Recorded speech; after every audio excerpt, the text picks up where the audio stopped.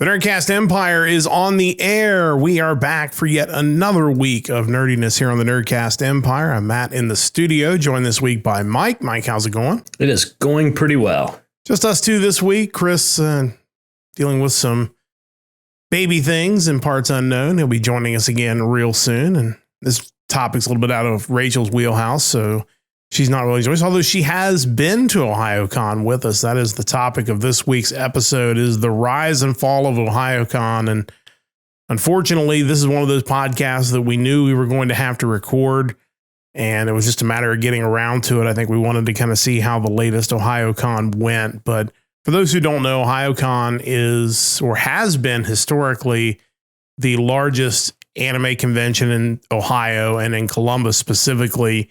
In fact, at its heyday, it was one of, if not the largest winter conventions in the United States. It was up around 14,000 plus at the Columbus Convention Center in the Hyatt. Started back in 2001 at the Sheridan Airport Hotel in Cleveland, Ohio, with 800 people, and grew very rapidly from the time we started attending in 2007. It had jumped all the way up to 6,200, and it more than doubled in the time that we attended over the years. But over recent years, the quality of the convention had started to decline, at least in our opinion. And then obviously COVID hit right after Ohayocon in 2020, which caused 2021 to be an online convention. They did come back in 2022, still had a pretty good turnout in 2022. It was a little bit smaller maybe than it had been.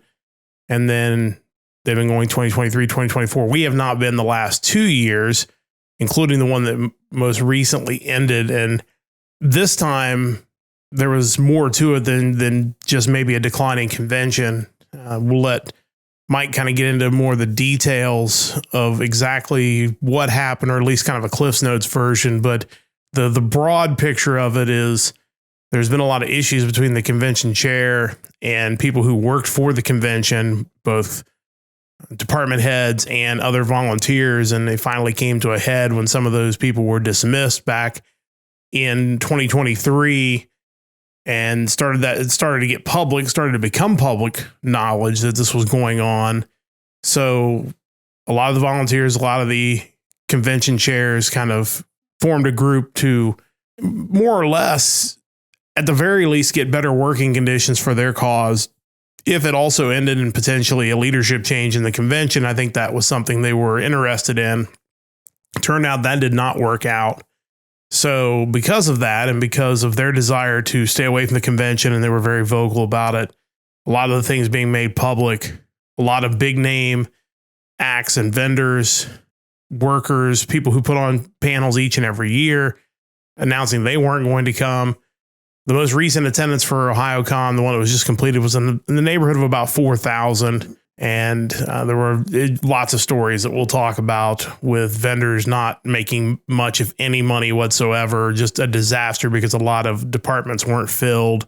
It just, in a lot of ways, it's a shame. And the one thing before I kind of toss it to Mike and let him kind of go in a little more detail, we're going to talk a lot about our fond memories of Ohayocon. And I think it's important to separate our feelings for the convention, the city, the experiences we had from the people running the convention, specifically the con chair, because don't really have any positive feelings for them, but certainly have very positive feelings for Ohayocon as theory, as a feeling, as everything that went with it. It was our first convention back in 2007. And it's really sad in a way that it's all kind of come to this. Yeah, I think before then, I never would have thought of going to an anime convention. I never thought of myself as someone who's so much of a fan of anything that I would go to a convention based around that thing, whether it's video games, anime, tennis, whatever.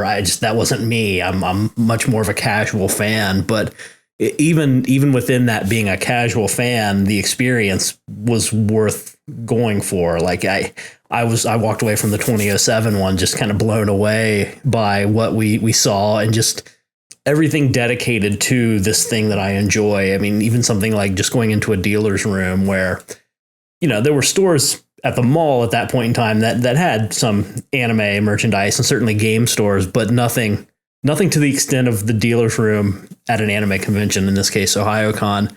Just amazing.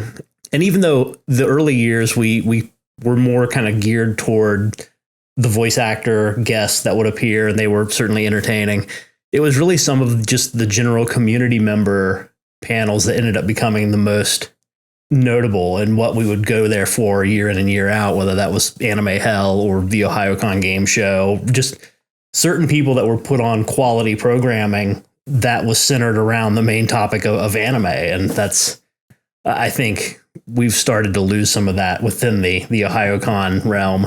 Obviously, the guys that put on the Ohayocon game show, their group's called Kick Punch Quap. If you can find them on social media, they're not terribly active out there as far as social media. But my understanding is they were planning on potentially returning to Ohayocon, and then all this happened, and that kind of fell through. And I think there's some hope that maybe they'll put something on at MatsuriCon coming up and later in the summer.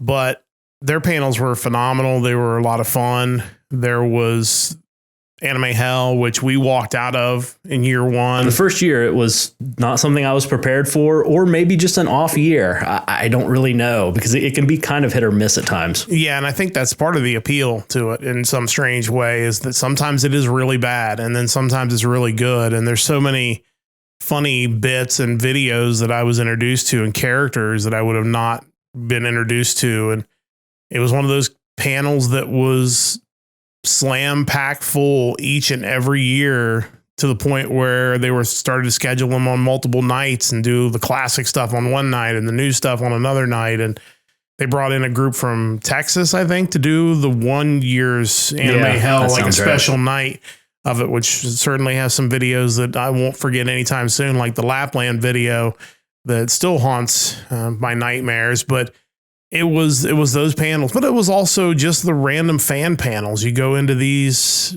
panels because like, oh, there's really nothing going on. Let's go sit in on this panel. This person talking about Japanese pro wrestling or Gundam or whatever, Hamtaro. I don't know. Like any just random panel, you're just going in just to kill time, and you find people that are just really passionate about the things that you like, or at least if it's not specifically an anime you like, maybe it's just a very popular anime. And it's in that same vein as to why we've started this podcast, the chance for us to talk about the things we like and in this podcast form, and people are listening, which is wonderful. And we'll hope to continue to grow it. And all this probably would not have happened if not for us starting to go to Ohayocon, which then ended up leading us going to cons in multiple states. And, you know, there are certain cons we try to go to pretty regularly. There's some we haven't been to in a long time. We really enjoyed Otakon, which used to be in Baltimore. Now it's in DC.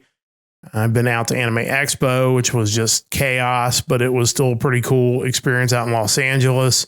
You know, all that stuff doesn't happen if not for that first Ohayocon, and coming away feeling just really good about the decision to go at a time where it was just kind of tough, I think, for both of us, just personally and dealing with a lot of things. And it was kind of a turning point to where you started feeling like, you know what, there's some things to be excited about. There's some things that you can kind of pivot to kind of make a change and start feeling good when maybe you hadn't been feeling good for a while. Yeah, absolutely. It was definitely much needed at the time, just as at that same time, you know, leaving one job, moving into another was a big deal for me. And it kind of got me through that point in time. And now it's hard to believe now looking back at it. Here it is 2024, and that was 2007. It's just where I've come from that point in time is just kind of ridiculous. But yeah, it was something too that during the winter you kind of needed that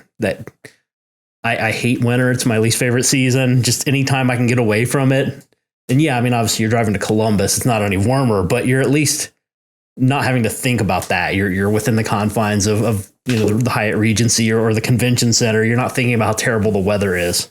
Just to kind of put it in perspective, the first time we went to Ohayocon, I had 0 league championships as a head tennis coach. The first one was in 2008. Yeah. So it's been a long time ago. A lot of waters run under that bridge. Now we have 12 of them. And continuing to fill up this wall over here in our studio. Yeah, it's always been an escape, a chance to get away for a weekend. Really one of the first times where we were regularly taking trips to go out of town and stay in a hotel for 3 or 4 nights. And, the first time we went, we stayed at the Red Roof, which is across the street, and it was unseasonably warm. It was the first weekend in January at that time, and it was in the 60s, and we were in shorts and walking outside like, well, this is great. And then, the next year we stayed in the Hyatt, and I think it was freezing cold, and it's like, okay, this is actually much better. We left the Hyatt for a while because the elevator situation was so terrible that you couldn't get an elevator, and people would ride the elevators up and down for fun. I don't think it was that bad this year, if I had to guess. I would guess not. I would guess you could have got an elevator. But so we started staying in what was the Crown Plaza, which is now the Sonesta, which I don't know if we've stayed in since they've rebranded to Sonesta. I do recall following social media through this Ohayocon that someone evidently urinated in one of the elevators at the Sonesta. So that was a thing. Yeah, people were, and that stuff has happened over the years. They've had issues with people tearing up stairwells, and there was also a beer fest going on that Saturday. So,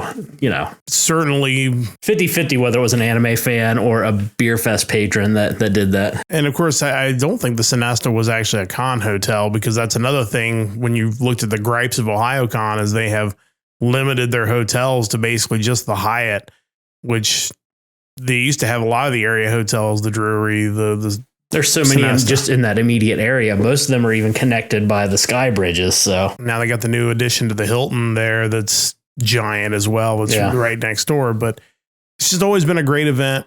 Obviously this year it was not as much. And I think there's a lot of question marks as to what it's going to look like going forward. We're going to step aside for a quick break. When we come back, we're going to get more into specifically what happened leading up to this Ohayocon.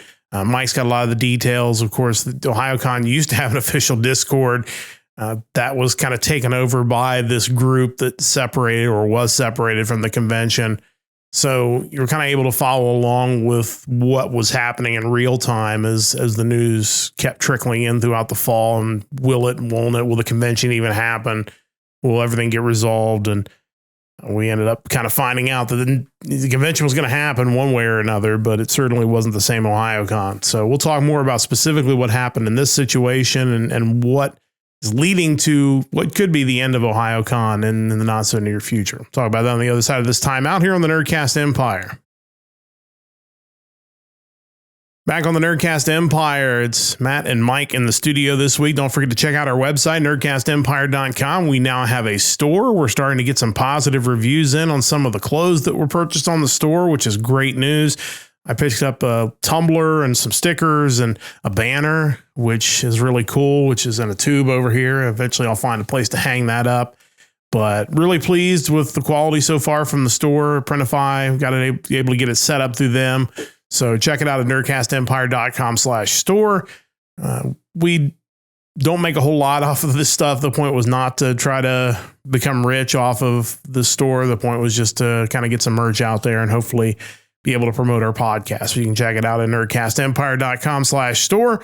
We will be continue to update our podcast each and every week on Sundays, but we will be starting some new content here on the Nerdcast Empire. Really excited about that. We're going to be talking about a weekly anime show, talk about kind of what's going on currently in anime, which forces us to actually watch current anime. Also talk about some things in the vault as we go back and look at some older shows that we have watched or are watching, kind of give you some takes on that. We'll be doing that. And then the show I'm really excited about, a new music show. Mike has a giant list of all the releases. I believe Loudwire has put this list out, and we're going through each and every week and we're watching songs from these releases, and we'll be able to kind of give our take on what the best ones are and which ones are kind of terrifying. So those will be coming up very soon. So make sure you check out our social media pages for all the information on that. Really excited to continue to increase our content here on the Nerdcast Empire. Today we're talking about Ohayocon, specifically the rise and fall. Kind of got into what made Ohayocon so important. We'll talk a little bit more about that at the end, but kind of want to get into what happened this year, because we had mentioned the convention kind of had been going downhill, kind of felt like they had gotten a little bit too far away from the focus of an anime convention or even a Japanese culture convention, maybe branched out a little too far. I remember it started with like Homestuck, I think, was one of the first things that was like really big. And then it just continued to branch out into things that really have nothing to do with anime. And I think that was certainly part of the downfall. But again, a lot of complaints about repeat guests, a lot of panels that they thought were big that really weren't that good. We've sat in on the Ohayocon roast for a few years, and first couple years it was okay. Like, it was, depending on who was there, it was kind of entertaining and witty and funny. It just at some point got to be sad, where it was just these people who weren't very funny just getting hammered. And there's nothing worse than someone who isn't funny who thinks they're funny. Yeah. I think that's the worst scenario when you're talking about any kind of comedic performance or even panel for that matter. And when that person gets drunk, they don't get funnier. No. Typically, they just think they're funnier, and it makes for a bad situation. So that wasn't great. And just other things that just kind of worked against the convention. But even with all that, I think it was still going to stay pretty steady in attendance. Because again, it's really the only convention in this area in the wintertime that was big, that brought in big guests, that had a big dealer room. You just kind of marked it on your calendar every year. But then some things started happening in the fall, and I kind of let you get more into the specifics of, how you saw it. Because again, you kind of got to see it break down in real time, keeping an eye on the Discord and seeing things break out on social media. But it was kind of a spiral that led to what was kind of a train wreck of a convention just about a month ago. Yeah, and I think also to your point about the repeat guests, I think if you can tie it in somehow to it's some sort of printed media or animated something, then I can maybe make a case for it. But unfortunately, we got to the point where there were a lot of guests and panels that had nothing to do with anything relating to entertainment, as far as whether it be comics or anime, movies, nothing like that. And I think you start losing people. I think, and then we talked about it, and I'll let you continue on, but if you're going to do that, just make it a pop culture convention. Like, there are a lot of pop culture conventions. There are a lot of really good ones and really popular ones. I think then you're selling somebody on what it really is, where it's like, hey, this could literally be anything. Yeah. It's open. Yeah. And there are some of the big pop culture conventions that still have a very dedicated anime focus and video game focus, but they also do other things. I feel like this is an anime convention that wanted to be a pop culture convention, or at least the people up top wanted it to be, but just continue to hide behind the guise of being an anime convention. Yeah, it's hard to really diagnose what the head of Ohayocon really wanted it to be, because other times to me, it felt like she just wanted to invite all the voice actors that she was friends with and get them a payday and hang out with them. That's kind of what it felt like at times. And that's why you saw some of those repeat guests. I thought it was interesting. I saw a video earlier, and this is totally off topic.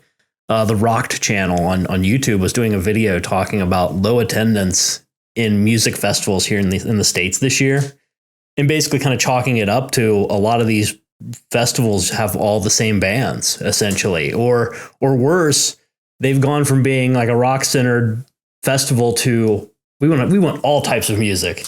And you end up with these headliners that don't seem to make sense for what your show originally was. And they were talking about, like, they're at the point now where they're basically letting you buy tickets if you put $1 down toward them and lay away the rest just so they can say they're moving tickets. Wow. But I think that's certainly one of the things you look at Ohayocon. I understand the concept behind it. You think, well, if you have everything, everybody's happy. Everybody wants to come. But the problem is you build these events on a core number of people that are diehard about, in this case, anime, video games, manga, Japanese culture in general. And then you start branching out to all these other things that are taking up. It's one thing if you just have them and they're in a panel room somewhere down the hall, but it's like, these are main events. These are the big things that are happening. And at some point your core audience is like, that's not what I came for. I came for, when was the last time, at least that I can remember, Ohayocon had a panel on dubbing where you actually could go in and dub an anime? Because obviously we saw Chris Sabat's panel the one year where he was doing Salty Ray. Yeah. That's one of the more entertaining voice actor panels I've ever been. It really was. And I understand that takes a lot of work to set up, but it was in a huge room. It was certainly one of the major events. And I can't remember the last time they ran a panel like that where it was one of the big events of the convention. Yeah. Yeah. That's anytime you can have one of your major guests doing something that's interactive and kind of brings people, behind the curtain to see how things work, I think that's a great value. And I maybe guests don't want to do that. It's hard to say, but yeah, I think that's definitely something that's been missing lately. Yeah, without question. But again, like that's only part of the equation with what happened this year. I think it was continuing to trend the wrong direction, but then things really kind of fell off the cliff in the fall.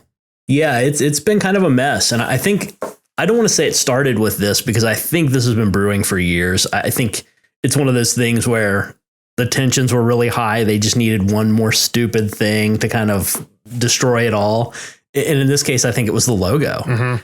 I think for years they've had this, we promise we're not the Red Cross logo, which turns out is a problem.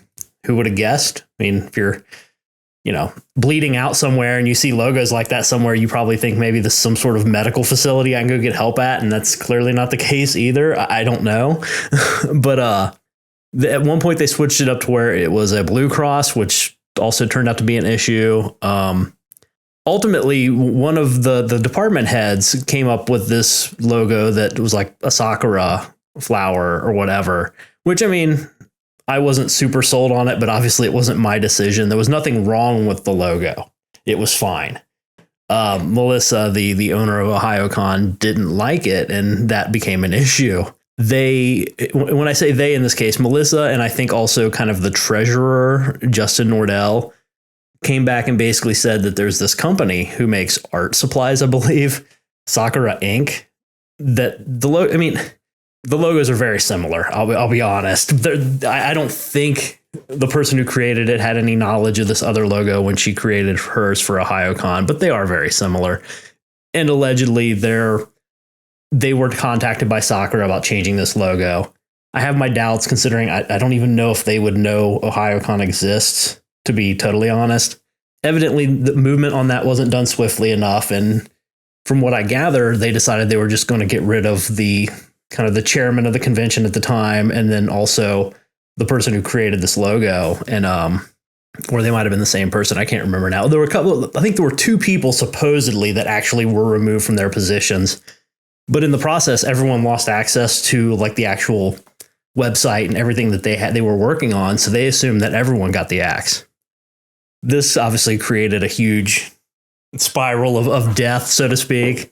And from then on, they basically kind of organized to some degree, came up with a list of demands they wanted in order to come back. That was never going to be met because they basically wanted Melissa to be totally hands off of everything, which at one point she kind of made it sound like that was her plan, but also not. The plan for what she was going to do with the organization is still kind of strange to me, and I don't know what her ultimate goal is there. But during all this, Ohayocon shut down comments on all their social media, so they weren't saying much of anything. The Discord at the time, the original official Ohayocon Discord, was actually maintained by one of the department heads involved. So they basically retained it and then turned it into the former Ohayocon Discord, where I basically got to follow along and find out what all was happening. And over the course of the next month or so after that, they had meetings with both this Coven group, which is like this organized group of volunteers that handles conventions in the area, and then also the department heads. And neither meeting went well. In the meantime, the people still running Ohayocon kind of led people to believe that they did go well and that the convention was still going to run mostly unaffected. From there, I mean, word on the Discord spilled over to X, spilled over to Facebook, and this whole no Ohayocon and whatever the other catchphrase they were using started gaining steam. And this is where we ended up, where you started seeing community guests back out. In response to that, they started adding more industry guests, it seemed like, to where they had more people named in the last couple of weeks than I've ever seen at Ohayocon. Mm-hmm. I'm not totally sure where the money came from to pay for them, which is kind of interesting. The whole thing for a while kept going on where they were talking about this being a instance of union busting, which wasn't really true. I think ultimately these people just wanted to band together in some way, shape, or form just so they'd be treated better. Mm-hmm.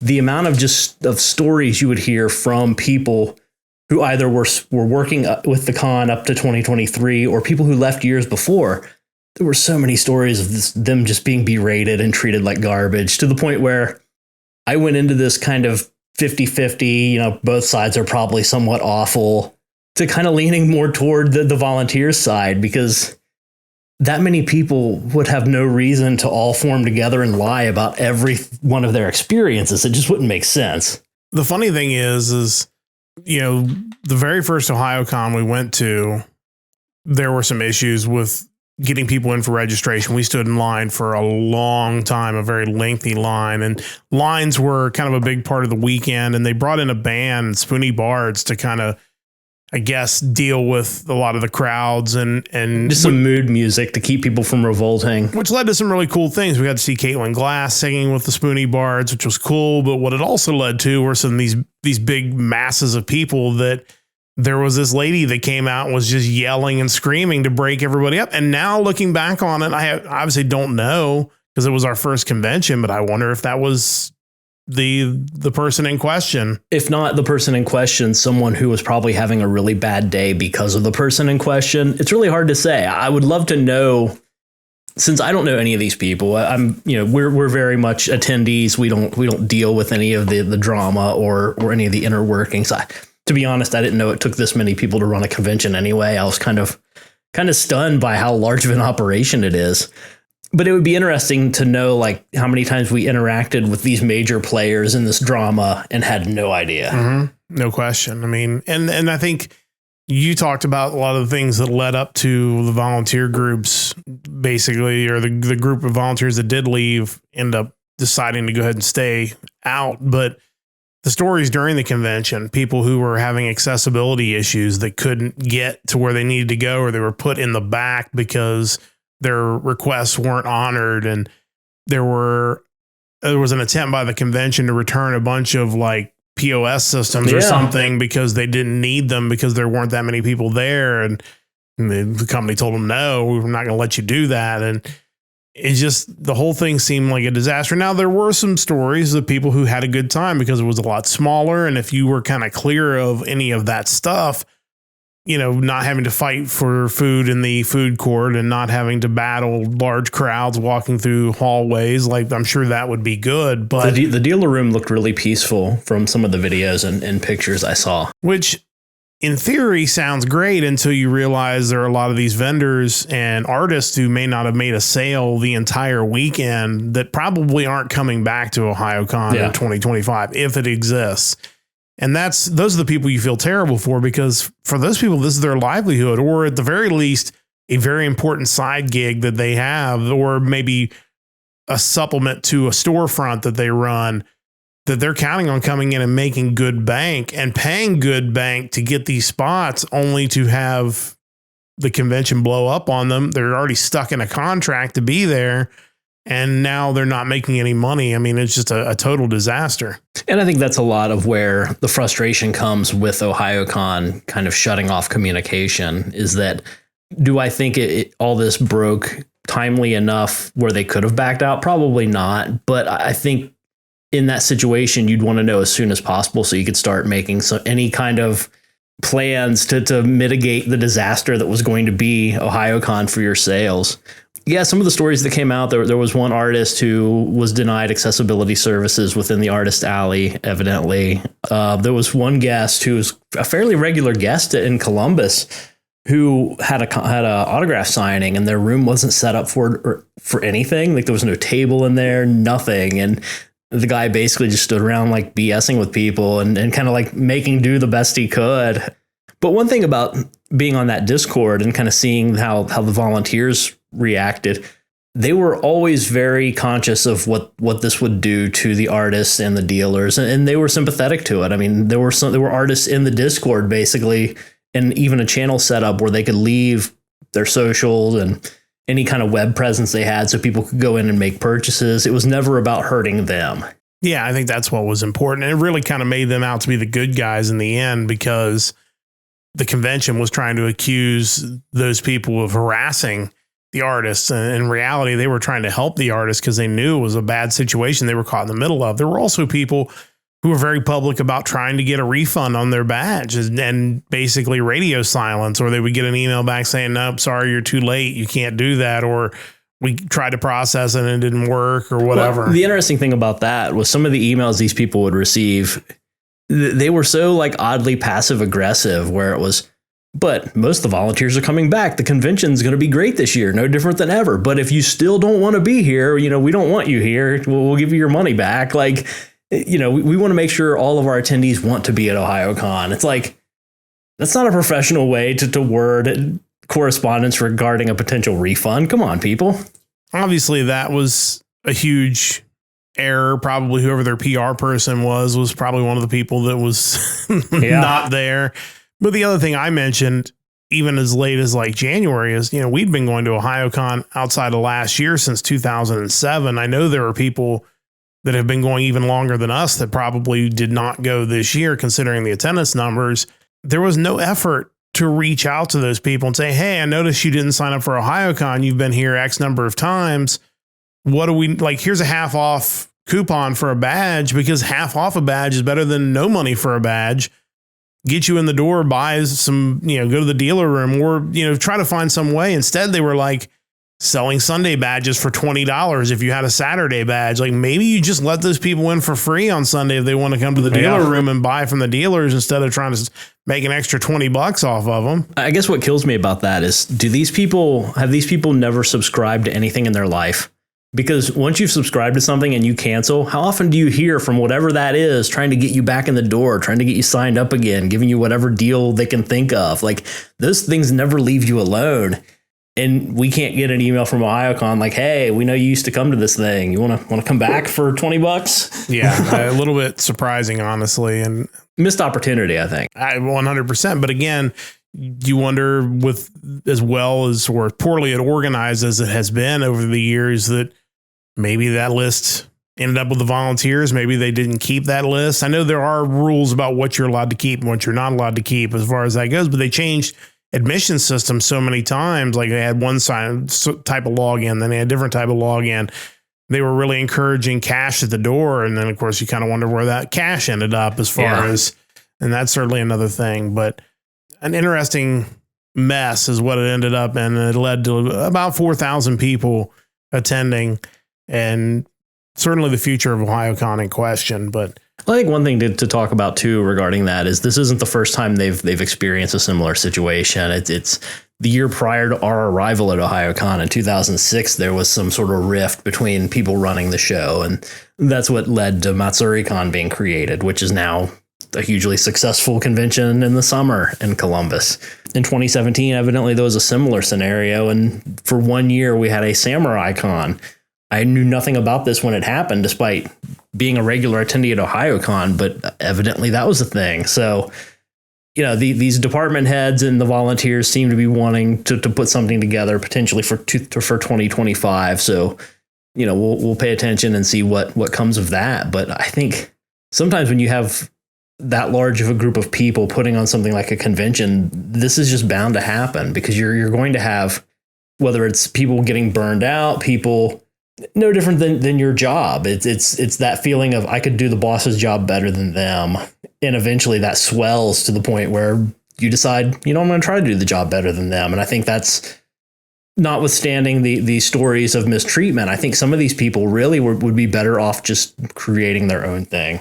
Well, and I also think, and we'll make this point, then we'll take a break, I think there's something to be said for your convention chairperson cycling out every 2 or 3 years. Like, you just run it for 2 or 3 years and then you cycle out and you let somebody else do it. And that way, within a span of 10 years, you've got 3 or 4 people that have had their hands on the convention to have their own, way of running it. That way, if it is maybe something you don't like, wait a couple of years, some things may change. You may get some different input. And I think that way you keep the convention fresh and it doesn't become stale. And that's really, more than anything else, more than the panels that people aren't interested in or trying to expand too far. Really, the number one thing that Ohayocon became was stale. Felt like the same thing every year.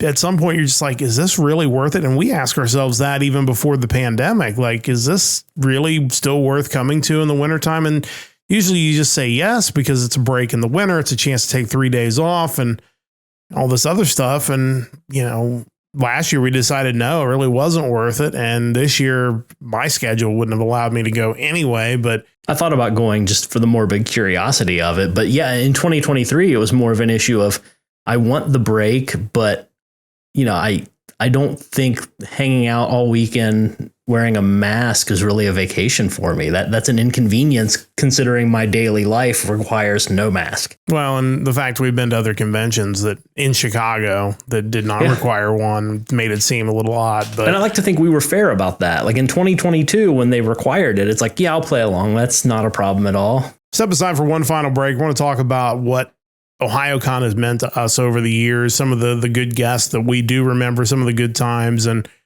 what we think is the future of Ohayocon. And we'll talk about that on the other side of this time out here on the Nerdcast Empire. Back on the Nerdcast Empire, rise and fall of Ohayocon is the topic, not the most pleasant topic in the world, but it is a convention in a city that means so much to us. We first went in 2007, went every year after that up until the year was online only in 2021. But it was a chance for us to really fall in love with the city of Columbus, specifically the Arena District where the convention was held, because we obviously had been to that area for Blue Jackets games, but typically you're going in for the hockey game, you're coming right back out. Didn't really know the neighborhood. Ohayocon let us know the neighborhood. We found out about Mikey's Late Night Slice. We found out about Boston Pizza. We found out about the R Bar, which we'd heard about but never been to. The convention center itself, the big bar on 2, will always be legendary. It's such a great city. We both have talked from time to time, like, boy, it'd be cool to work downtown, work right here, live down here would be really awesome. And there's no way that we would have ever felt that way if not for our trips to Ohayocon, because that was the thing that really cemented what we felt about that whole area. Yeah, absolutely. And not even just the area like outside of the Hyatt and the convention center, but even inside the Heroes and Games card shop that I'd always try to find some obscure trading card game the first night there, or even the food court where you had the old Noble Romans Pizza, which morphed into Donato's, which morphed into Jets now, right? Isn't that the order of operation there? Yeah, the Nielsen's, the little convenience store, like that's just kind of a staple now where you're used to going there, getting the big cookies and, whatever will get you by for the weekend. The googly-eyed hamburger. Oh, yeah, that was like on their greeting card stand or something. It was really weird, but that was definitely a thing. And it's funny looking back, we did go in 2022, and the last memory I have now of Ohayocon is watching the Super Bowl at the big bar on 2. Yeah.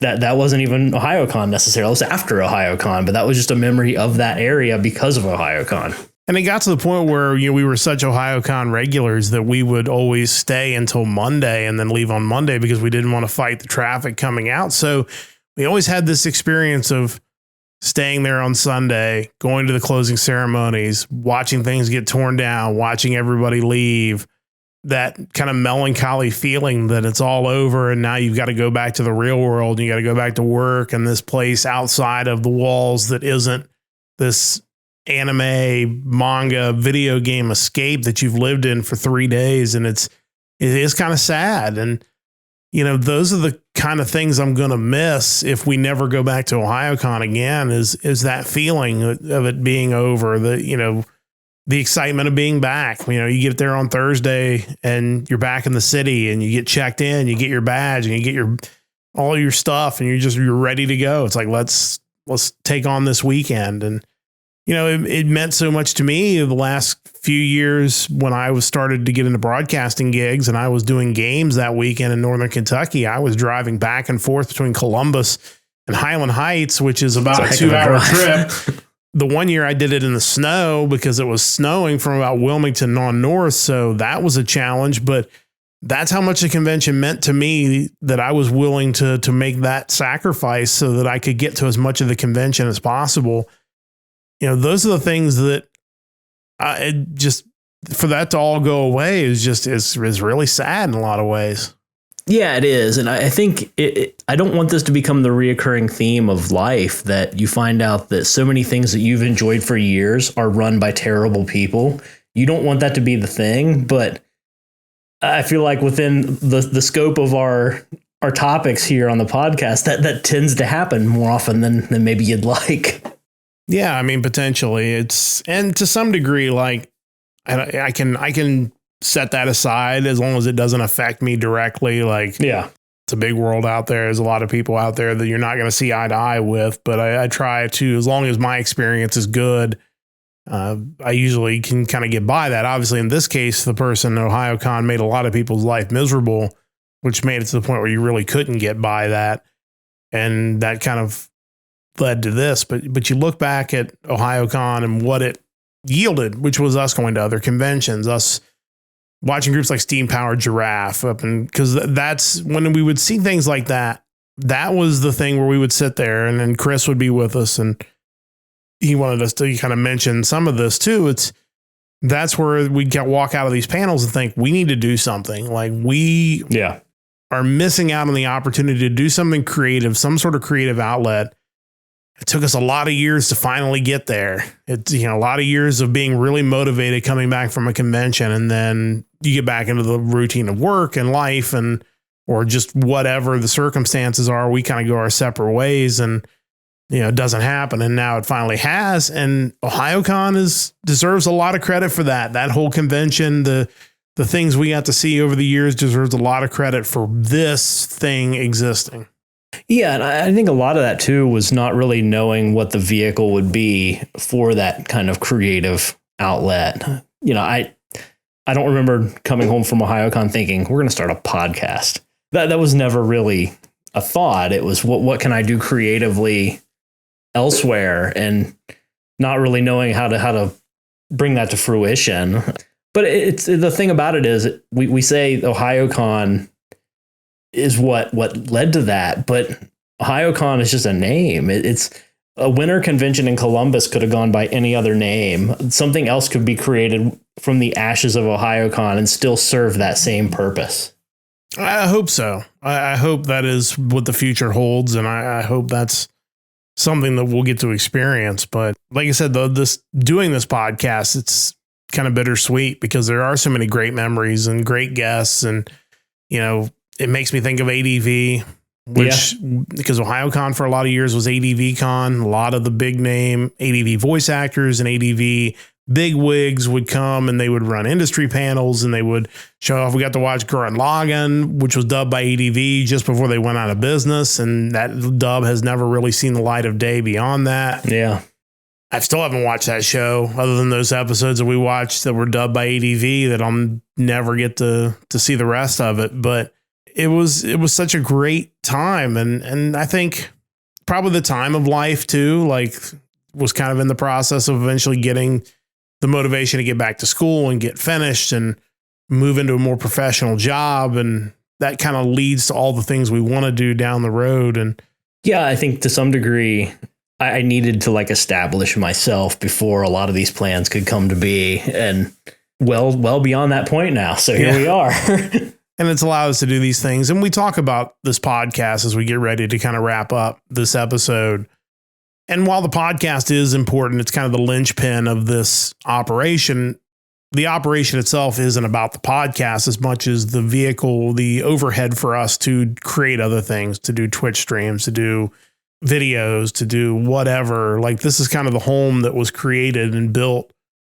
And again, this convention, along with many others, had a big hand in kind of laying the foundation for all of that. And obviously a chance for us to continue to be better friends with Chris, which was a great side effect of all this, to bring him into our group and everything he brings. And wish he could have been here tonight, but that's another side product of this. And like I said, Rachel's even been to Ohayocon and enjoyed it. Even for someone who's not an anime fan, it was something that she was able to find some enjoyment in. And I think that's why I'm hoping that either the convention itself figures it out some way and eventually starts its way back up, or something else comes in its place and can still kind of capture that same feeling. But My hope is that this isn't the end of winter trips to Columbus, that something else will be there to kind of take its place. And honestly, while I don't think it'll be Ohayocon that fulfills this need,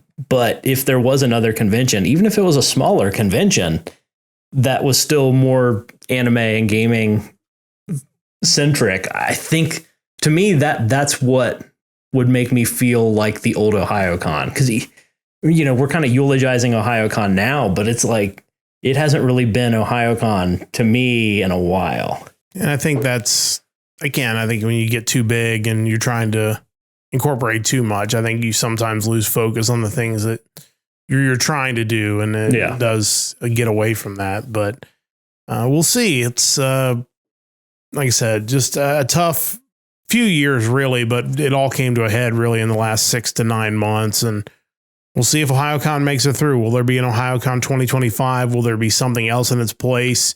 Will there be something directly competing with it? Because to me, that would be really interesting if they could find a way to run the same weekend. Yeah.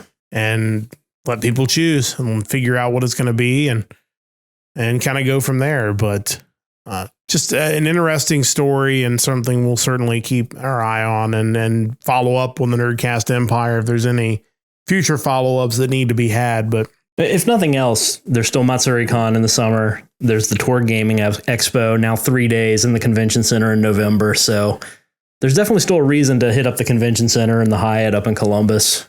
It's a great place. If you haven't been up for any kind of convention, definitely recommend it. It's something we'll be looking forward to getting back up to again, hopefully sometime in the near future, and hopefully in brighter days than this topic here. But it's going to wrap things up for this week on the Nerdcast Empire. Again, big thanks to Stove Lake Media for all of their continued support of the Nerdcast Empire. A big thanks to everybody who's checked out our store so far. We really appreciate that. Again, nerdcastempire.com/store. You pretty much get a whole boatload of items there with Nerdcast Empire on it, even some crazy ones like comforters and stuff. I don't know who would ever want that, but it's there. If you want it, you can buy it on our store. We're going to be continuing on with our Sunday podcast, as I mentioned earlier, but we will also be adding an anime podcast and a music podcast that'll be more during the week. So look forward to that. We'll have more details on that coming very soon. That's going to wrap things up for this week. Big thanks to Mike for joining me and for Chris for kind of giving us some input on Discord. And we'll be back with most of the crew next week when we continue on the Nerdcast Empire. So until then, join the Empire, the Nerdcast Empire.